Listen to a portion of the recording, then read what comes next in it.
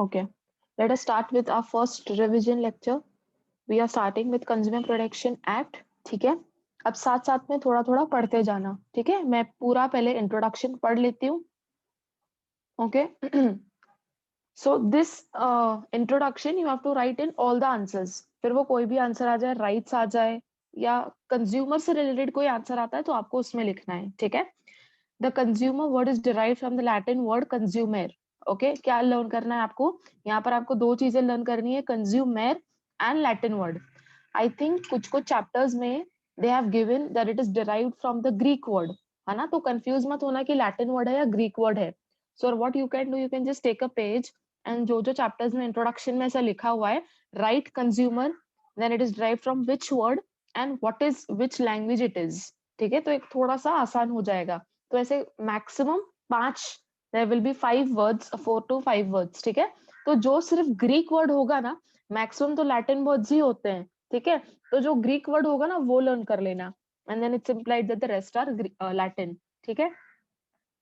अच्छा, कंज्यूमर का मतलब क्या होता है? टू ईट और टू ड्रिंक. ठीक है, consumer is the one who consumes or uses any commodity from natural resources through a market. ठीक है, who's a consumer? So basically the one who consumes the product or whatever it is to eat or to drink. ठीक है, it means a person who buys the goods, hires any services or services for consideration which has been paid or promised or partly paid or partly promised. ठीक है, या तो उसने पूरा पे कर लिया है, या तो वो प्रॉमिस करता है कि मैं फ्यूचर में पे करूंगा, या उसने आधा आज दिया है आधा बाद में देगा. ठीक है, we are all consumers when we use any commodity like food grains, milk, etc., or services like bank, railway, post offices, hospital etcetera. ठीक है, तो लास्ट लाइन में आपको क्या कहना है कि आप भी एक कंज्यूमर हो, और फिर दो दो एग्जांपल्स देने हैं. How come you are a consumer? Because you are also consuming goods such as, and you are also consuming services such as. ठीक है, तो make sure that this last line comes because this is a proper way of concluding your introduction. ठीक है. अच्छा, अब rights तो हमको already पता है, जस्ट विल क्विकली एक ये सिर्फ हाईलाइट कर लो point. The introduction. On 15th March 1962 the then president of US JF Kennedy declared certain rights of consumers. ये fill in the blanks के लिए आ सकता है. Therefore it is observed as the World Consumer Rights Day. So 15th March is the World's Consumers Right Day. ठीक है, learn the name of the president, learn the name, learn the year. ठीक है, बाकी तो I think easy है. Okay, अब rights कौन से हैं? Even if I just read the sub headings it is quite understandable. I will not go into the details. ठीक है, right to safety. The shopkeeper, the person who is manufacturing, the person who is actually producing, he has to take care that the goods which he is selling, they are safe in nature, dangerous नहीं है उसका nature. ठीक है, last में मेरे हिसाब से इसमें जो लास्ट लाइन है वो important है, which sums up the entire heading. The government of India has given safety standards in the form of AG mark, ISI, BIS, hallmark, etc. ठीक है, ये हमने ऑलरेडी अपने पूरे लेक्चर्स में कवर अप किया है, so I am not reading it. ठीक है, तो जितना मुझे लगता है कि see when you will write the point you will of course frame your own sentences also. ठीक है, आपको ये भी याद आएगा, but I will highlight points over here which according to me should be written as it is. ठीक है, तो मेरे हिसाब से राइट टू सेफ्टी में ये पॉइंट जरूर आना चाहिए कि government of India has given safety standards, और वो कौन से स्टैंडर्ड्स हैं उनके 2-3 एग्जांपल्स लिखने हैं. ठीक है, हॉलमार्क एक हो गया, ISI is very common, BIS एक लर्न कर लो. ठीक है, so 2 to 3 examples are enough. consumers must have full safety and protection to his life and health. ये तो हमको पता है. Once you start writing, you will be able to write. ठीक है, इसमें कुछ नया नहीं है. Right to safety deals with these kind of sentences only. ठीक है, ये नहीं लिखोगे तो और क्या लिखोगे, right? Next, right to information. तो अगर आप कोई भी पैकेट आज खरीदते हो उसके पीछे दुनिया भर की इंफॉर्मेशन लिखी होती है, right from the ingredients which they have used to the price to the details of the location. Correct, और फिर यही कंपनी के और कौन से प्रोडक्ट्स हैं, फिर ऐसा लिखा होता है that you may also try these products as well. तो यहाँ पर दिया क्या है? फूड क्वालिटी, कौन से स्टैंडर्ड्स हैं, महाराष्ट्र में इसका कितना प्राइस है, आउटसाइड महाराष्ट्र में कितना प्राइस है, कभी कभी ये भी लिखा होता है, right. Then contact details are given, अगर आपको कोई कंप्लेंट फाइल करनी है, वेबसाइट दी रहती है, सो ऑन एंड सो फोर्थ, ठीक है। Okay, this right also enables consumers to select product. It is applicable to food products, medicines, spare parts, any consumer products or services. ठीक है, so this is just an example कि आपको कहाँ पर information की जरूरत पड़ती है, specially when it comes to medicines, and medicines में you check the expiry date, ठीक है। अब देखो यहाँ पर एक्सपायरी डेट वर्ड लिखा हुआ है, एक्सपायरी डेट, ठीक है। तो these are expiry date comes into picture especially when it's something consumable, right, and consumable में medicines carry a high priority, correct। फिर क्या क्या कौन से डिटेल्स होते हैं वो भी दिया है, price, name of manufacturer, contents use, जैसे मैंने इंग्रेडिएंट्स बोला, बैच नंबर। अब आप ना इसमें सिर्फ 4 एग्जांपल्स दिए हैं, you can add your points also, ठीक है, वो गलत नहीं होंगे। Take any simple packet, see what is written, and you will be of course able to write it a little more content according to me, ठीक है। Next क्या है, राइट टू चूज, है ना। So a consumer should be given full opportunity, है ना। तो shopkeeper को he has to show the consumer all the variety of products which he is having at that time, है ना। वो शॉपकीपर उसको फोर्स नहीं कर सकता कि नहीं आप यही लो। So the consumer should have a right to choose between n number of variety of products, ठीक है। देखो यही लिखा होगा, the right to choose is related to the concept of free market. As per the seller cannot compel. What is the meaning of the word compel? Compel मतलब seller force नहीं कर सकता है कि you have to buy this particular product only, ठीक है। This is important. According to this right, consumer should be given full freedom to select the article as per the requirement, liking and purchasing capacity. तो ये तीनों आप लिख लेना कि he should have a right to choose, और वो choosing part किस पर depend होता है, the main 3 factors। एक तो आपकी जरूरत क्या है, आपको पसंद क्या आता है, और आपके पास जितने पैसे हैं क्या उसमें वो आएगा, ठीक है। तो अब देखो ये 3 चीजें अगर आप लर्न नहीं भी करते हो, हाँ, and if I tell you that your choosing capacity should depend on which all factors, तो आप भी कहीं ना कहीं यही बोलोगे, right, you might add 2 more things, right।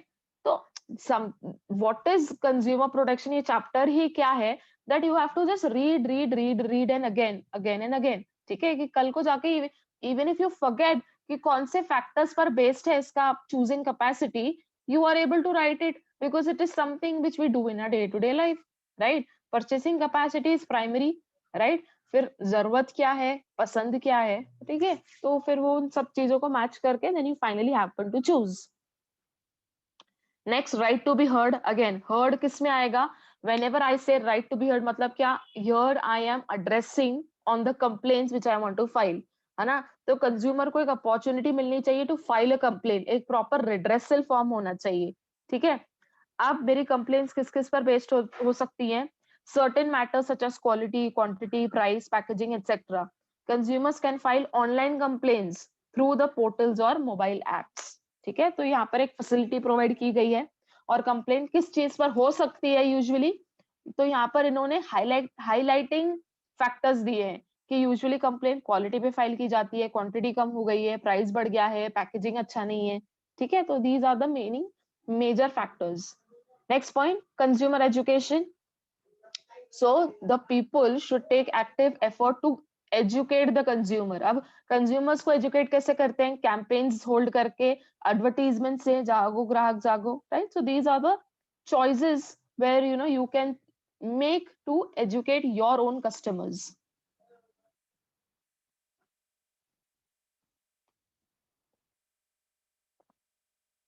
देखो यहाँ पर दिया हुआ है लास्ट लाइन में, जागो ग्राहक जागो campaign.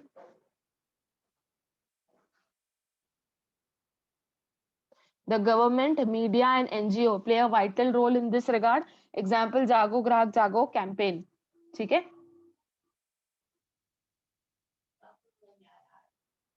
Next point, right to represent. The act provides an opportunity to individuals and consumer groups to represent the interest before consumer forum, है ना। अगर आज जाके मुझे कोई प्रोडक्ट से कंप्लेंट है तो मैं किसके पास जाऊंगी, I will go to the consumer redressal forum. Now they have the opportunity to take my case and file a suit against the manufacturer or producer or the shopkeeper or whoever it is, है ना? So अगर वो मेरे लिए case लड़ना चाहते हैं, so they should be given an opportunity to go to the court and represent my matter. ठीक है? So this also becomes one right. Next, right to redress.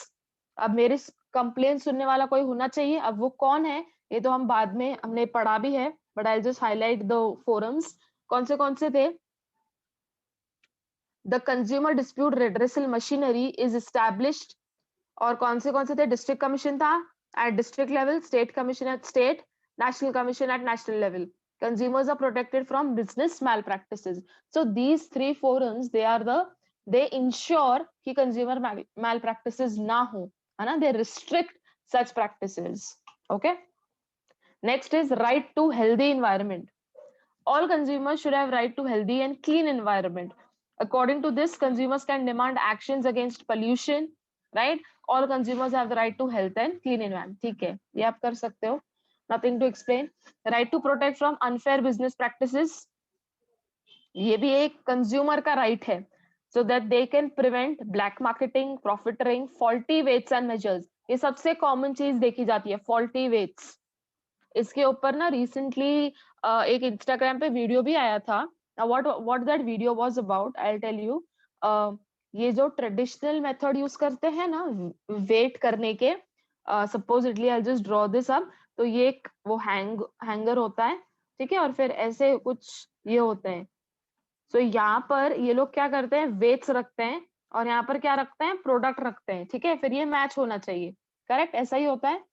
अब वहां पर वो जो वीडियो था उसमें क्या दिखाया गया था कि उन्होंने यहाँ पर प्रोडक्ट रख दिया, ठीक है, product is kept over here and weight is also kept over here. तो यहाँ पर सपोज उसने 2 वेट्स रखे. अब ये जो पर्टिकुलर थाली होती है जो भी होता है, ठीक है, ये कुछ तो मेटल का होता है, ठीक है. तो शॉपकीपर्स क्या करता है ना, लाइक वो वीडियो में ऐसे स्पेसिफिकली दिखाया गया था कि इसके नीचे भी एक रहता है वेट विच वो मेटल है तो वो स्टिक हो जाता है, तो उसके वजह से यहाँ का वेट बढ़ जाता है, गेटिंग मी. और ये इसके नीचे लगा देते हैं यहाँ पर सो दैट नोबडी सीज, ठीक है.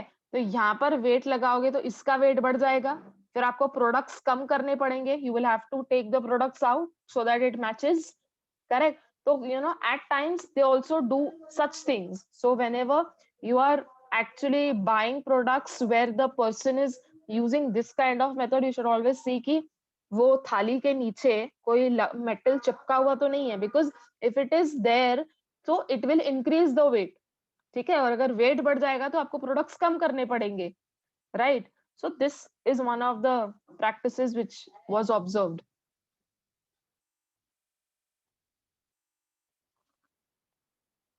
लास्ट पॉइंट देखो, right against spurious goods. The right is against the marketing of goods which are hazardous to health and pose a danger to life itself, है ना. सो ऐसे गुड्स नहीं बेचने चाहिए which are dangerous in nature. Okay, so understand that there are 10 rights, ठीक है, और उसका एक वर्ड बना लो. सारे पॉइंट्स लर्न करने का just make up some word, okay, because what I feel that this question can come for 5 marks as short notes में आ सकता है ये. सो डू नॉट थिंक कि 5 मार्क्स के लिए है तो सिर्फ 5 पॉइंट्स भी लिखे तो भी चलेगा. You never know that 1 point carries half a mark, getting me. So उस हिसाब से तो आपको 10 पॉइंट्स ही लिखने चाहिए. सो जो चीजें इजी है ना, जो चीजें, अब देखो जैसे हम ये वाला चैप्टर कर रहे थे, चैप्टर 2 कर रहे थे, है ना, प्लानिंग, ऑर्गेनाइजिंग, स्टाफिंग, इतना सब कुछ दिया हुआ था. उसमें कैसे पढ़ने में भी बोरिंग, ऊपर से लर्न करने में तो महा बोरिंग, राइट. अब ये कैसा चैप्टर है या इसके जैसे भी बहुत सारे चैप्टर्स हैं that there is nothing which you will not understand और व्हिच इज नॉट लॉजिकल. फिर पॉइंट सिर्फ आके अटकता कहाँ है कि बस लर्न हो जाए, है ना. तो बस आपका एफर्ट वहां पर होना चाहिए that you have to learn all the 10 points. अब एग्जाम में जाके अगर 7 या सिर्फ 8 पॉइंट्स ही होते हैं तो ठीक है. I'm not saying कि this is something because it happens, you tend to forget it, but what I'm trying to say, do not even think कि आप भूल जाओगे. लर्न ही ऐसे करो कि आपको याद ही रह जाए, ठीक है. अच्छा, अब ये नेक्स्ट रिस्पॉन्सिबिलिटीज तो नहीं है.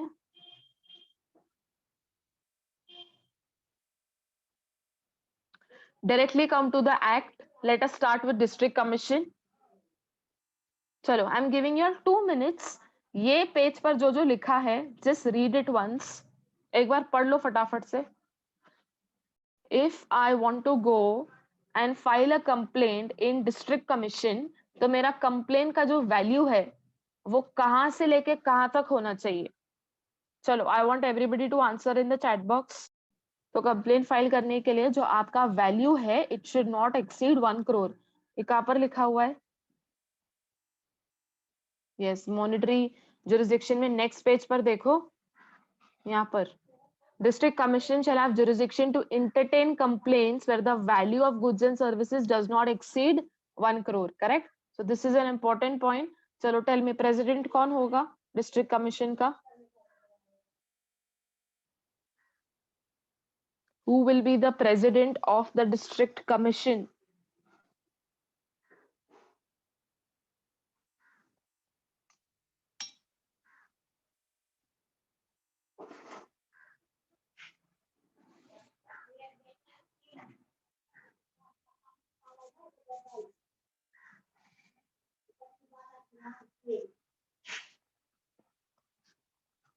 Correct, sitting or retired judge or who's qualified to be। ठीक है, तो इसको आप लर्न कैसे करोगे?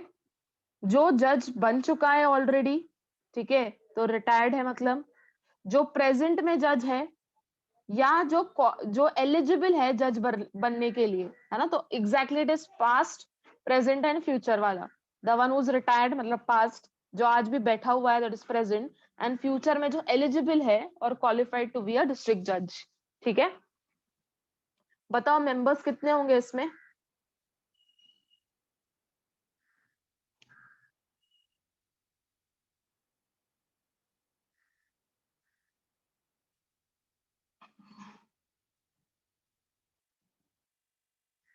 मेंबर्स कितने होंगे और मेंबर्स का टेन्योर कितना होगा? Tell me both the answers. Okay, members होंगे 2, correct, not less than 2, correct. ठीक है, और मेंबर्स का टेन्योर कितना होगा?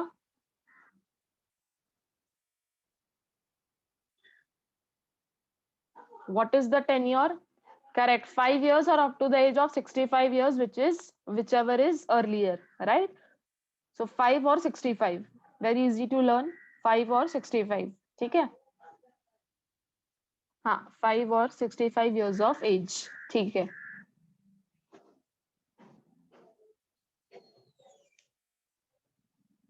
अगर मैं डिस्ट्रिक्ट कमीशन में जाती हूँ, ठीक है, और मैंने डिस्ट्रिक्ट कमीशन में जो कंप्लेंट फाइल की है, तो वो जो उन्होंने जजमेंट दिया है, अगर मैं उनके जजमेंट से खुश नहीं हूँ, तो मैं कहाँ पर जाके केस फाइल करूंगी?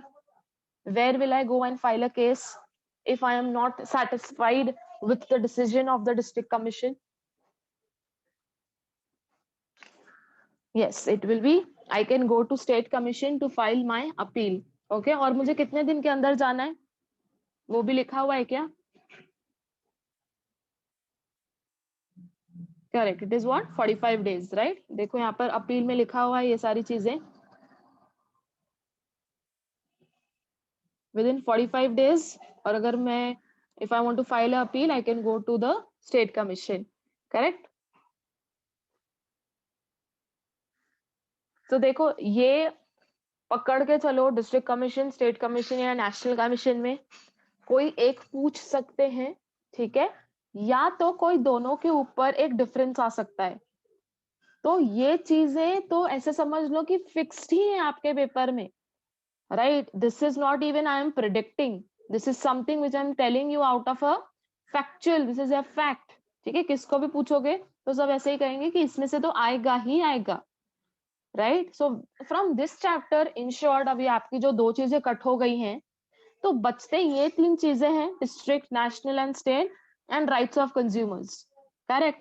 और कुछ मेजर तो नहीं है, लोक अदालत है which can come for 2 marks और something, which will see.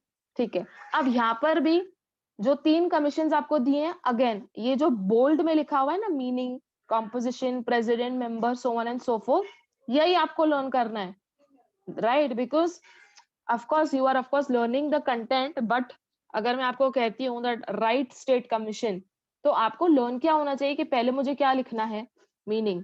Okay, फिर और कौन सी चीजें हैं इसमें? तो तीनों कमीशंस में सेम सब हेडिंग्स हैं। Getting me? प्रेसिडेंट है, मेंबर्स का टेन्योर कितना है, फिर क्वालिफिकेशन कितना है, क्वालिफिकेशन में 3 चीजें हैं, ठीक है, और क्वालिफिकेशन ये किसके हैं? मेंबर्स के हैं। Okay, so this depends. और फिर मॉनिटरी जुरिसडिक्शन तो हर में है, अपील भी हर में है। अब मैं अगर स्टेट कमीशन में जाती हूँ तो मेरा कंप्लेंट का वैल्यू कितना होना चाहिए? बताओ, what should be the value? This is my first question for every commission. अगर if I want to go in state commission तो वैल्यू कितना होना चाहिए? मिनिमम कितना होना चाहिए, मैक्सिमम कितना होना चाहिए? बताओ। करेक्ट, तो कितना होना चाहिए? From 1 crore and it should not exceed 10 crore, correct? अगर 1 करोड़ के अंदर है तो डिस्ट्रिक्ट कमीशन है, 1 करोड़ के ऊपर है तो स्टेट कमीशन है, पर स्टेट कमीशन में मैक्सिमम लिमिट क्या है? 10 करोड़, ठीक है? उसके अगर ऊपर जाता है so you can not go to state commission, ठीक है? So it is 1 crore to 10 crore. वापस अगर मुझे स्टेट कमीशन का डिसीजन पसंद नहीं आ रहा है so I will go and appeal to the national commission, ठीक है? अब यहाँ पर फर्क सिर्फ आपको लर्न क्या करना है, ऊपर आप कहाँ पर जाओगे? स्टेट कमीशन में जाओगे, करेक्ट? और यहाँ पर स्टेट कमीशन का अगर डिसीजन पसंद नहीं आ रहा है so where will you go? You will go to national commission, correct? सुनो, अब यहाँ पर 45 डेज के अंदर जाना है। यहाँ पर कितने दिन है? 30 डेज। इसको हाईलाइट कर लो, यस इट इज 30 डेज, ठीक है? तो ये चीजें इंपॉर्टेंट है, बिकॉज डिस्ट्रिक्ट कमीशन का नहीं पसंद आ रहा, obviously you go to state, state का पसंद नहीं आ रहा, you will obviously go to national. But learning part क्या है कि ऊपर 45 डेज है, नीचे 30 डेज है, ठीक है? ये एक इंपॉर्टेंट है। मॉनिटरी जुरिसडिक्शन हो गया। हाँ, प्रेसिडेंट कौन होगा? अगेन यहाँ पर भी क्या लर्न करना है? हु इज द सिटिंग और रिटायर्ड जज ऑफ द हाई कोर्ट। ये इंपॉर्टेंट है, हाई कोर्ट को अंडरलाइन कर लो, ये फिल इन द ब्लैंक्स के लिए आ सकता है। स्टेट कमीशन का जो प्रेसिडेंट है, ही इज द सिटिंग और द रिटायर्ड जज ऑफ डैश। ये आया आ भी चुका है बहुत बार। अच्छा, इसके बाद द ब्लैंक, जो ब्लैंक है that will also continue, shall be appointed by state government as the president of state commission in consultation with dash, तो with the consultation of the chief justice of high court only। तो जब आप state commission का president learn कर रहे हो ना, ऐसे समझ लो उसमें 2 बार हाई कोर्ट का रेफरेंस आ रहा है। प्रेसिडेंट कौन होगा? सिटिंग और रिटायर्ड जज ऑफ द हाई कोर्ट। और इसको अपॉइंट कौन करेगा? स्टेट गवर्नमेंट अपॉइंट करेगी, बट कंसल्टेशन किसका लेगी? Chief justice of high court only, ठीक है? सो whenever you are learning the president of the state commission, high court का रेफरेंस 2 बार आएगा, ठीक है? अब हम ये सब डिटेल में ऑलरेडी पढ़ चुके हैं। अच्छा, हमने एक और चीज ये नोटिस की थी, ये जो क्वालिफिकेशन है मेंबर्स के, ये आई थिंक तीनों में सेम है, राइट? मतलब अंदर का जो कंटेंट है वो भी सेम है, राइट? एज क्या होना चाहिए? 35 इयर्स के नीचे नहीं होना चाहिए, मिनिमम बैचलर्स डिग्री होनी चाहिए, और एक्सपीरियंस इतना होना चाहिए, correct? Experience should be at least 10 years. सब में वही चीज है क्या? 35 years, bachelors degree and at least 10 years of experience. Yes, तीनों में वही है, डिस्ट्रिक्ट कमीशन में भी वही है, नेशनल कमीशन, स्टेट कमीशन में भी वही है। So now you not only have to think कि qualification is same, but actually में जो क्वालिफिकेशन है, the content part that is also same, ठीक है? डिस्ट्रिक्ट के लिए 5 इयर्स का एक्सपीरियंस है क्या? लेट मी सी। नहीं, डिस्ट्रिक्ट के लिए भी तो 10 इयर्स दिया है ना।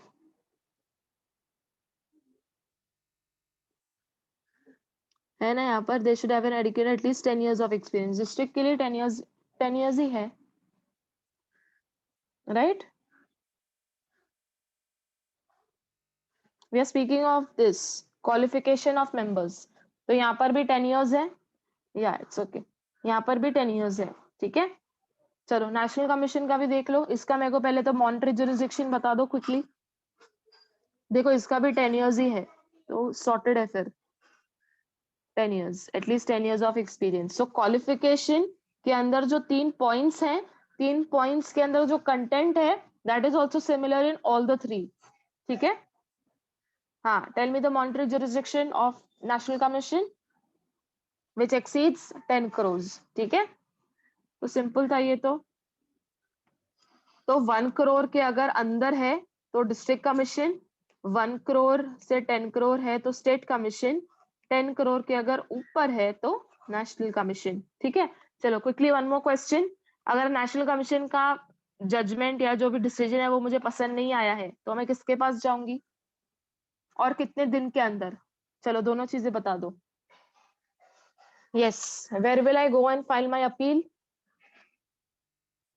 It is, I will go to the Supreme Court, correct, within 30 days. ठीक है, तो यहाँ पर भी कुछ कुछ चीजें सिमिलर हैं। तो I'll go to the Supreme Court. Supreme court के पास जाएंगे हम एंड 30 डेज में। तो अभी हमने एक एनालिसिस क्या किया है, district commission, state commission, national commission. इसका डिसीजन पसंद नहीं आया तो कहाँ पर जाना है? स्टेट कमीशन में। इसका नहीं पसंद आया तो कहाँ जाना है? नेशनल कमीशन में। इसका पसंद नहीं आया तो will go to the supreme court. कितने दिन में? यहाँ पर था 45 डेज, यहाँ पर है 30 डेज, यहाँ पर भी है 30 डेज। ठीक है, this how you learn all the three together. Okay, तो नेशनल कमीशन के बाद और कोई कमीशन है क्या? नहीं है, तो इसलिए यहाँ पर क्या आएगा? Supreme court. और इन दोनों का मैच होता है 30 डेज 30 डेज। ओके,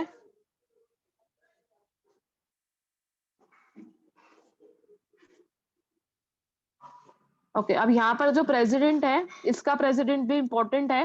वहां पर कौन था? सिटिंग और रिटायर्ड जज ऑफ द हाई कोर्ट। यहाँ पर कौन है? Supreme court.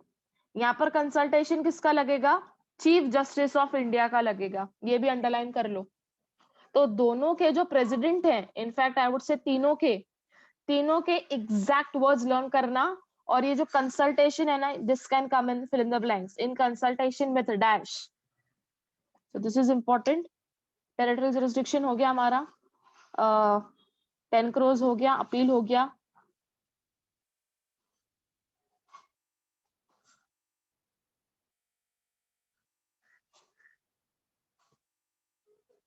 अच्छा, इसका टेन्योर कितना है मेंबर्स का? Tell me the tenure of the members and the president of national commission. What is the tenure? Quickly read and tell me.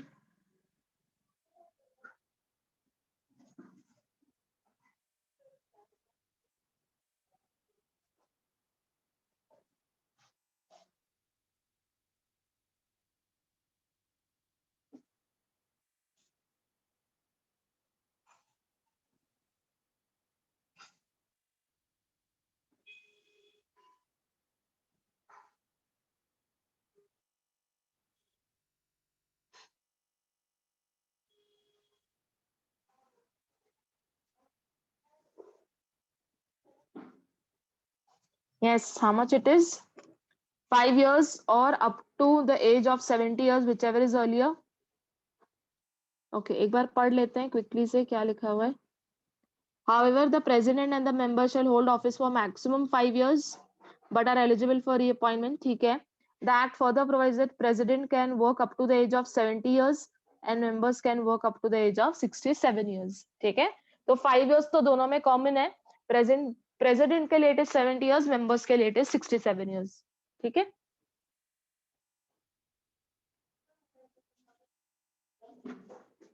Okay. Penalty देखो कितना है। What is the penalty? If any party fail to comply with the order which is made by either of the commissions, है ना, अगर उन्होंने कुछ instruction दिए हैं, उन्होंने कुछ डिसीजन दिया है, अगर मैं फॉलो नहीं कर रही हूँ और मैं अपील भी फाइल नहीं कर रही हूँ, so see when I am not filing an appeal, that means I agree to whatever they are saying, I agree with the judgement, correct? So अगर if I'm not filing an appeal, that means I have to follow their orders. But if I fail to follow the orders, then it shall be punishable with an imprisonment for not less than 1 month, but may extend to 3 years, or with a fine which shall not be less than 25,000, but may extend to 1 lakh, or both. तो तीनों में और है, यहाँ पर कहीं भी and नहीं है। That it does not say imprisonment and fine, it says imprisonment or fine or both। ठीक है, this is also very important blank. Highlight कर लो इसको, पेनल्टी को।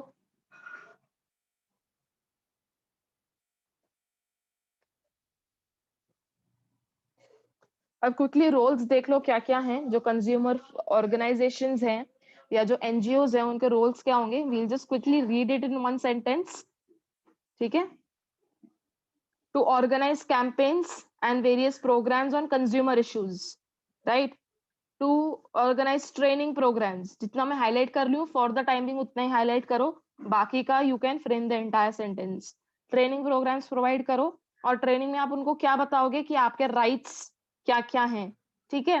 टू पब्लिश पीरियोडिकल्स, मतलब जर्नल्स में कुछ कुछ articles kind of. To provide legal advice to the members. To interact with businessman and chambers of commerce. To file PIL on consumer issues such as banning on product injuries to the public health. ठीक है. So there are some 5 roles of the consumer organization. This can also come for 5 marks. और फिर कुछ 2-3 examples नीचे के लिख लेना, whichever you can, which is easy for you all. ग्राहक शक्ति ये इंपॉर्टेंट है, लास्ट वाला एग्जांपल 6th वाला.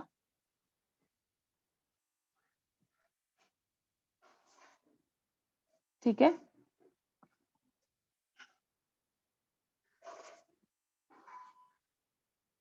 And then there is difference which you can learn. ये भी हमने जस्ट लिखा हुआ है. देखो यहाँ पर एक जस्ट टू नो में एक बार जस्ट क्विकली देख लेते हैं. फूड प्रोडक्ट है मिल्क, और मिल्क के अंदर कौन सा एक मैल प्रैक्टिस किया जाता है. Synthetic milk gives bitter after taste. If adulterated it gives a soapy feeling.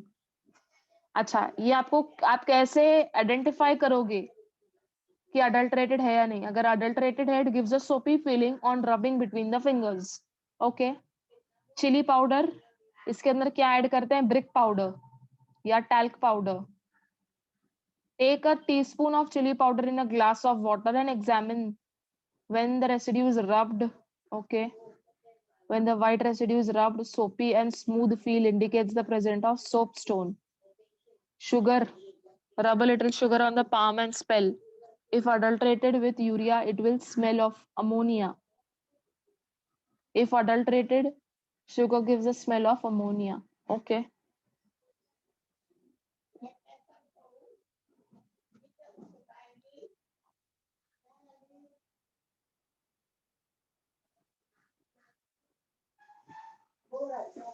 ठीक है, एक बार एक पढ़ लेना for your, just for your own information.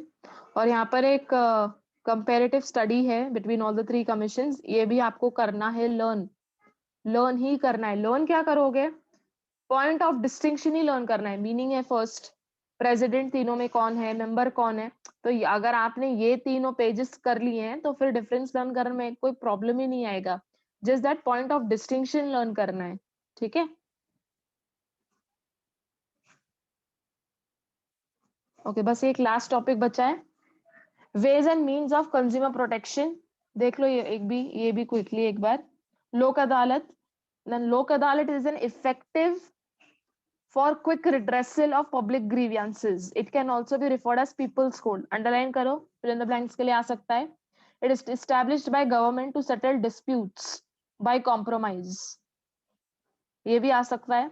The aggrieved party can directly approach the अदालत with grievance and issues are discussed on spot and decisions are taken immediately. Very important line. लोक अदालत में लोग जाते क्यों हैं, बिकॉज डिसीजन ऑन स्पॉट पे लिया जाता है. बिकॉज एवरीबडी इज अवेयर कि अगर कोर्ट सिस्टम के थ्रू गए तो कितना कितना टाइम लगेगा. ठीक है. यहाँ पर एग्जांपल्स दिए कि कौन से लोक अदालत हैं. अच्छा, ये लोक अदालत नहीं है, sorry. These are the organisations which organise regular Lok Adalats. Railway authorities, insurance companies, banks, these organizations organize regular लोक अदालत. ठीक है. तो यहाँ पर आपको एग्जाम्पल लोक अदालत का नहीं दिया है, यहाँ पर आपको एग्जाम्पल ऑर्गेनाइजेशंस का दिया है जो यूजुअली लोक अदालत को ऑर्गेनाइज करते हैं. ठीक है. तो Lok Adalat is one of the effective means of consumer protection. Why? Because it is referred to as peoples court. Firstly वहां पर ग्रीवियंसेस और इश्यूज सुने जाते हैं, डिसीजन ऑन स्पॉट लिया जाता है, right. And it is an effective, जहां पर डिसीजन स्पीडी होगा वहां पर लोग प्रेफर करेंगे जाना, right. Next is PIL file करना. ना इफ यू रिमेम्बर, मैंने आपको ये जब मैं PIL पढ़ा रही थी, I given you this Sushant Singh का example. right? Now that matter has become a public matter. ठीक है, so even though if it is not affecting me directly, I can go and file a PIL. ठीक है, तो PIL का देखो नाम ही क्या है, पब्लिक इंटरेस्ट लिटिगेशन, जहां पर मुझे एज अ इंडिविजुअल मुझे कोई डायरेक्ट फर्क नहीं पड़ा है, कोई डायरेक्ट इम्पैक्ट नहीं पड़ा है, but now because that matter has come into public and become a public matter, even I have a से इन इट. ठीक है, तो देखो क्या लिखा है, PIL means a legal action initiated in a court regarding a matter of general interest, है ना. Now it has become a public interest. It is a legal facility under which a person can approach to the court in the interest of society. यहाँ पर interest किसका देखा जाएगा, मेरा personal interest नहीं देखा जाएगा, सोसाइटी का इंटरेस्ट देखा जाएगा. Correct. It aims to provide legal remedy. The party which is not related can also file a PIL. अब मैं रिलेटेड हूँ क्या, am I in family relation or blood relation with that person? The answer is no. Still I can file a PIL. Why? Because it is a general public matter. It is filed in the High Court as well as Supreme Court directly in some cases. Underline करो इसको, हर case में नहीं, in some cases. ठीक है,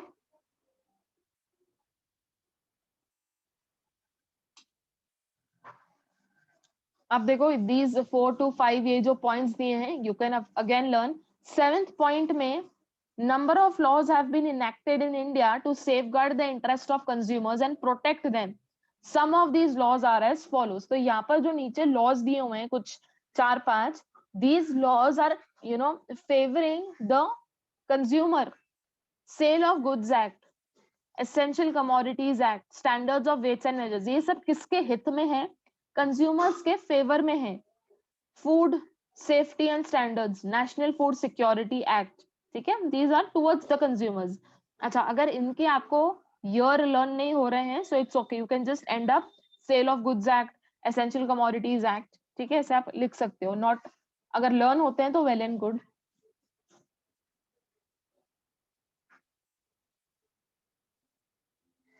sixth वाला point देखो, consumer welfare fund, it provides fund दिया हुआ है एंड में. ठीक है, तो कहीं ना कहीं ये समझ आता है दैट ये जो पर्टिकुलर ऑर्गेनाइजेशन है, it will provide financial assistance.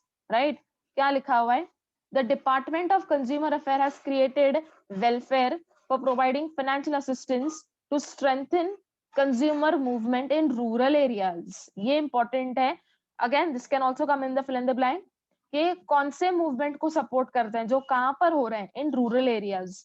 ठीक है, क्योंकि वहां पर ऑफ कोर्स फाइनेंशियल रिसोर्सेज इतने नहीं होते हैं, सो ये पर्टिकुलरली सेटअप किया गया है, ये एक फंड जो उनको उनके फाइनेंशियल नीड्स को फुलफिल करे, टू प्रमोट कंज्यूमर मूवमेंट. ठीक है, ये फंड करेगा क्या, this fund is use for training and research, complaint handling, counselling, guiding, product testing, labs and so on. तो यहाँ पर आपको एग्जाम्पल्स दिए हैं कि फंड एक्चुअली यूज किसके लिए किया जाएगा. ठीक है, बाकी तो कर लिया हमने discuss. This particular line you can write in all the points. Consumers are the pillars of economic development in any country. All the production and manufacturing activities are undertaken by organization only to give maximum satisfaction to the consumer. So in total market में जो products and services हैं, वो consumer को satisfy करने के लिए ही बन रहे हैं ना कहीं. ठीक है, and that is the reason consumers are the pillars. जब तक वो buy नहीं करेंगे तो economy आगे कैसे बढ़ेगा, that is the reason. ठीक है, तो directly दिया हुआ है that they are the pillars of economic development. In today's sellers market, consumers have been cheated and exploited. तो आपको ये बताना है कि ये कंज्यूमर प्रोटेक्शन एक्ट जो है ये आया क्यों है, why, उसके पीछे कारण क्या है. बिकॉज कंज्यूमर्स को चीट किया जाता था, एक्सप्लॉइट किया जाता था through price rise, artificial scarcity, black marketing. अब इन सब चीजों के हमने एग्जांपल्स ऑलरेडी हमने लेक्चर्स में डिस्कस कर लिए हैं. ब्लैक मार्केटिंग, अडल्ट्रेशन, मिलावट, मतलब मिसलीडिंग एडवर्टीजमेंट, कि एडवर्टाइजमेंट में कुछ दिखाना और बट एक्चुअली में कुछ और ही प्रोडक्ट बेचा जाता है. ठीक है, if you remember misleading advertisement में मैंने आपको ये पैनकेक्स वाला एग्जांपल दिया था. If you remember that pancakes वाला example, that in the picture अगर ये प्लेट है तो यहाँ पर ऐसे ऐसे पैनकेक्स रखे जाते हैं और इनके बीच में ना कार्डबोर्ड रखा जाता है to show that they are inflated. ठीक है, मैंने आपको ये एग्जैक्ट एग्जांपल दिया था, why a cardboard is kept in between. या अगर आपने ये भी देखे होंगे मैकडॉनल्ड्स का जो बर्गर है, ठीक है, उसका जो एडवर्टीजमेंट है, हर एक लेयर क्लियर कट दिखा जाता है when it comes in the advertisement, but actually में वो कितना छोटा होता है and it is so small, ठीक है, that we also at times we speak of, but in the advertisement every layer is seen, cheese का लेयर, टमेटो का, या so on and so forth, then we kind of discuss it in this way, दिखाया ऐसे जाता है that it is such a huge burger, but actually it is not that fluffy, right?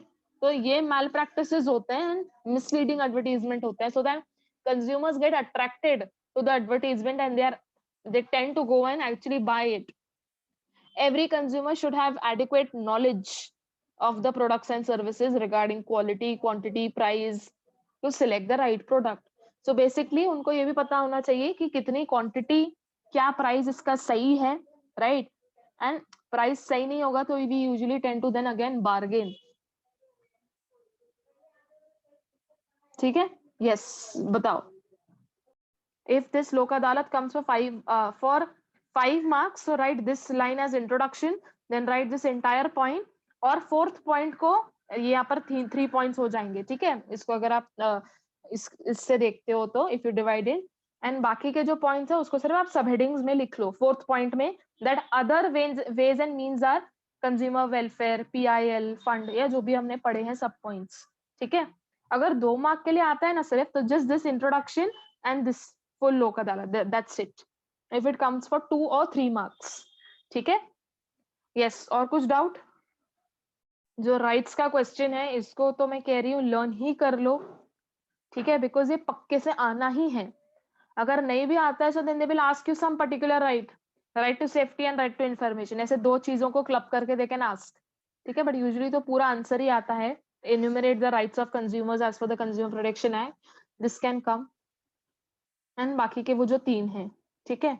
अब जो चीजें लेंदी वाली हैं वो तो आपको कट की गई हैं. रिस्पॉन्सिबिलिटीज देखो, it is a lengthy question. Need is also, ये भी लेंदी है, बट अब ये है नहीं तो अभी डिस्कस ही क्यों करना है, although we have discussed in our lectures when we weren't aware, ठीक है. यस, बताओ, is there anything else which you want me to discuss? the coming Sunday, the topic, the chapter which we will discuss, I'll just put it on the group. बस एक बार उसको go through कर लेना, ठीक है, थोड़ा सा आसान हो जाता है to relate, that what I'm speaking you'll also be able to relate. Now I took this first chapter because this chapter is कि even if you haven't read it, you will understand word to word what I'm trying to speak, right? तो इतनी कोई ज्यादा दिक्कत नहीं आती है, ठीक है. But next chapters, जो आगे के chapters हैं, those actually require reading efforts from your side. तो एक बार बस पढ़ लेना. आज के लिए यू कैन जस्ट सॉल्व ये चैप्टर के objective so that this chapter is completely done, ठीक है. And read, do the objectives, उसके बाद रिमूव द टेस्ट पेपर जो मैंने टेस्ट लिया था ये चैप्टर के ऊपर, and see which questions have been asked and how they have been asked, ठीक है. चलो, now I will see you all on next Sunday. जो मैंने लिंक डाला है ग्रुप पर, that link is for all the Sundays, ठीक है, तो वही लिंक यूज करना, ठीक है.